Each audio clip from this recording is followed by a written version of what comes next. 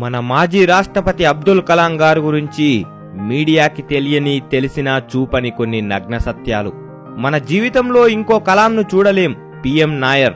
కలాం గారి సెక్రటరీగా పనిచేసిన పిఎం నాయర్ గారిని దూరదర్శన్ వారు చేసిన ఇంటర్వ్యూలో కొన్ని భాగాల యొక్క తెలుగు అనువాదం మీకోసం చెప్తున్నాను. కలాం గారు భారత రాష్ట్రపతిగా వివిధ దేశాలు పర్యటించినప్పుడు ఆయనకు ఆయా దేశాల వారు ఇచ్చిన బహుమతులను తిరస్కరిస్తే అది వారి దేశాన్ని అవమానించినట్టు వారు బాధపడతారని, అది మన దేశాన్ని ఇరకాటంలో పెడుతుందని వాటిని తీసుకునేవారు. ఇండియా తిరిగి రాగానే వాటికి ఫోటో తీయించి వాటికి ఒక క్యాటలాగ్ తయారు చేయించి అన్ని ఆర్కైవ్స్ లో భద్రపరిచేవారు. ఆయన రాష్ట్రపతి భవన్ విడిచి వెళ్లేటప్పుడు ఒక పెన్సిల్ కూడా వాటిలో నుండి తనతో తీసుకెళ్లలేదు. 2002లో రంజాన్ జూలై ఆగస్టు నెలలో వచ్చింది. మన దేశంలో రాష్ట్రపతి ఇఫ్తార్ విందు ఇవ్వడం ఆచారం. ఒకరోజు కలాం గారు నన్ను పిలిచి ఇఫ్తార్ విందుకు ఎంత ఖర్చవుతుందని అడిగారు. దాదాపు 22 లక్షలు ఖర్చవుతుందని చెప్పాను. బాగా స్తోమత ఉన్నవారికి విందివ్వడం కోసం అంత ఖర్చు పెట్టడం అనవసరం. ఆ సొమ్మును పేదవారికి బ్లాంకెట్లు, బట్టలు, ఆహారం ఇవ్వడం కోసం కేటాయించండి అని అనాథాశ్రమాలకు ఇవ్వమని చెప్పారు. అనాథాశ్రమాల పేర్లు ఎంపిక చేసే పని కొందరికి అప్పచెప్పారు. అందులో ఆయన ఎటువంటి జోక్యం చేసుకోలేదు.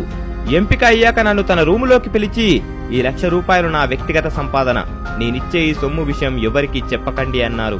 నేను ఈ విషయం అందరికీ చెప్తాను అంటే ఆయన వద్దు అన్నారు. తాను ఖర్చు పెట్టదగిన సొమ్ము, తన సొమ్ము కూడా ఇలా ఖర్చు పెట్టిన వ్యక్తి ఇంకొకరు లేరు. ఇఫ్తార్ పార్టీ ఇవ్వని నికార్సైన ముస్లిం రాష్ట్రపతి శ్రీ అబ్దుల్ కలాం.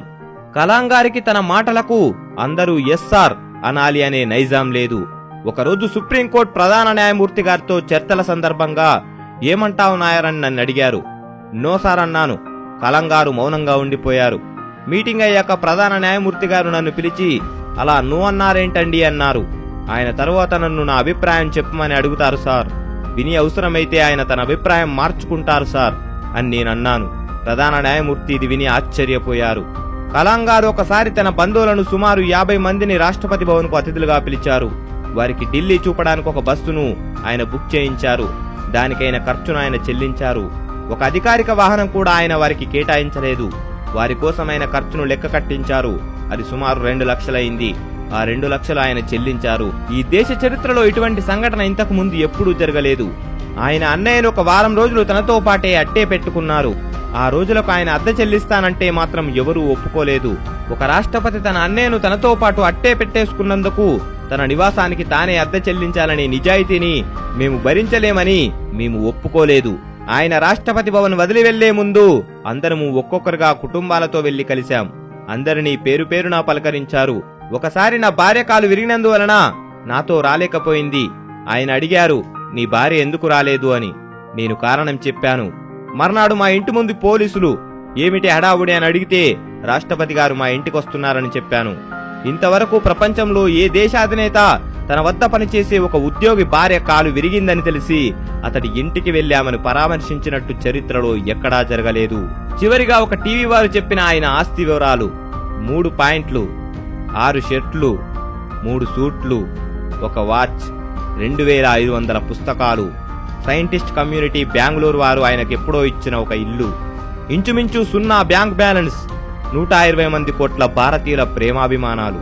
ఈ విషయాలు తెలియని వారికి అందరికీ ఈ విషయాలు చెప్పడం కోసం మేము ఈ వీడియోని మీ ముందుకు తీసుకొచ్చాం.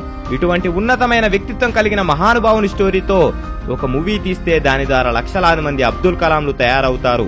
నాయకులు, అధికారులు వీరిని అనుసరిస్తే ప్రభుత్వ సొమ్ము దుర్వినియోగం కాదు. మన దేశంలో సగం రాబడి నాయకులకే తరిగిపోతుంది. మిగిలినది బడ్జెట్ పేరుతో, పథకాల పేరుతో నొక్కేస్తున్నారు. ఇలా అయితే మన దేశం ఎన్నాళ్ళకైనా ఎంతమంది ఏలికలు వచ్చినా బాగుపడదు. ఆలోచించండి. జై హింద్.